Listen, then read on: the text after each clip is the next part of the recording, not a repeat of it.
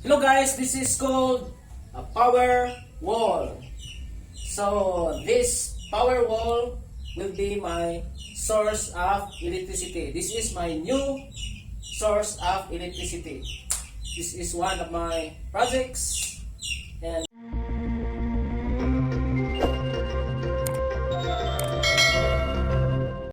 hello guys, good day. This is Sir Boyet of Sir Boyet Science Vlog. And welcome to my channel.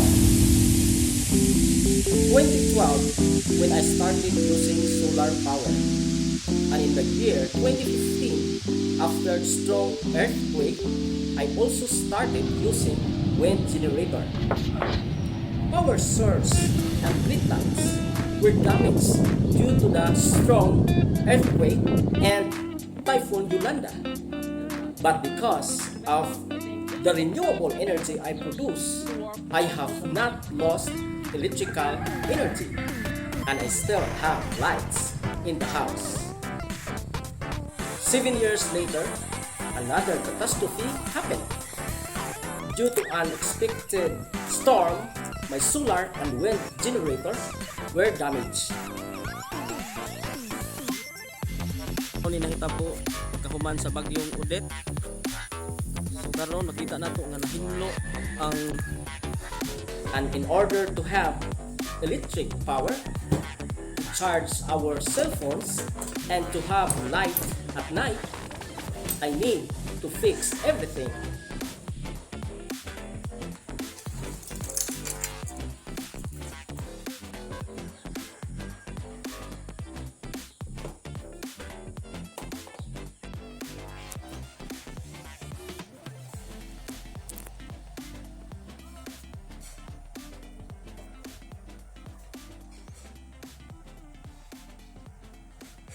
And cell phones can be charged in the morning or the rest of the day.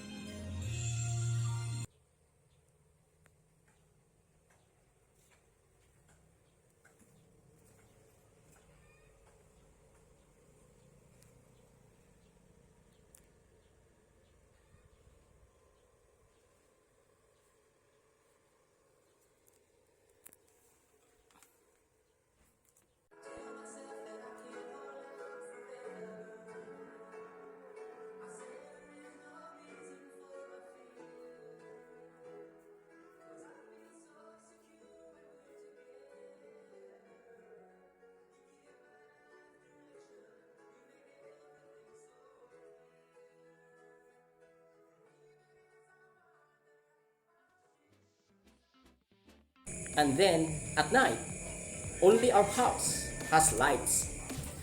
Here, I saw the benefits of using renewable energy. So I thought if I could increase, I will have unlimited power supply. klaro-klaro gamay.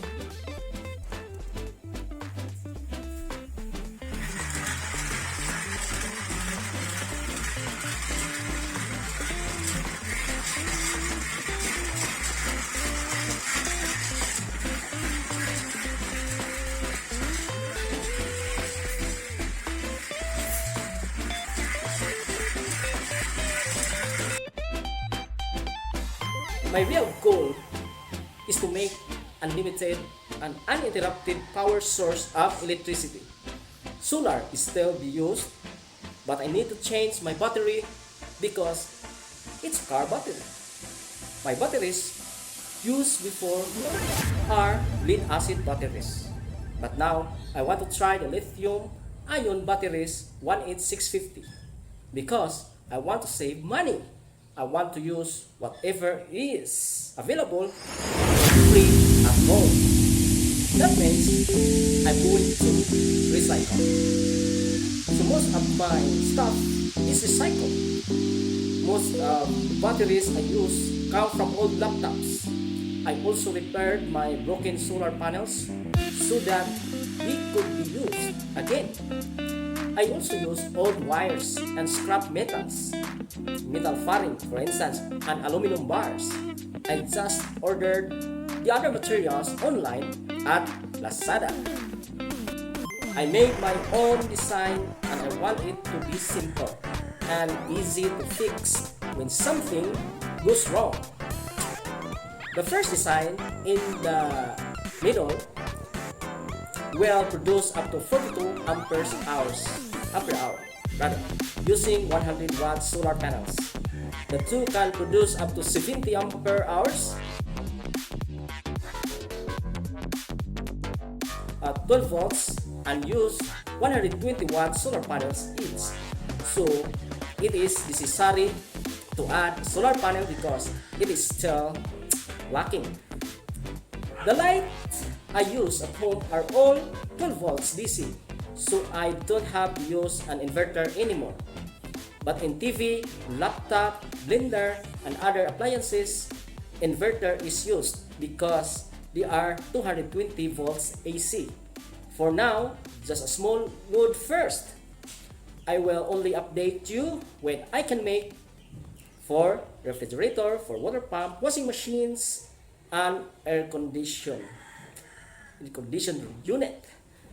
Thank you very much for watching, and those of you who haven't subscribed yet, please subscribe to me here on the Sir Boyet Science Vlog. Hi, hello guys! This is called Power Wall. This is one of my projects. This will power my house.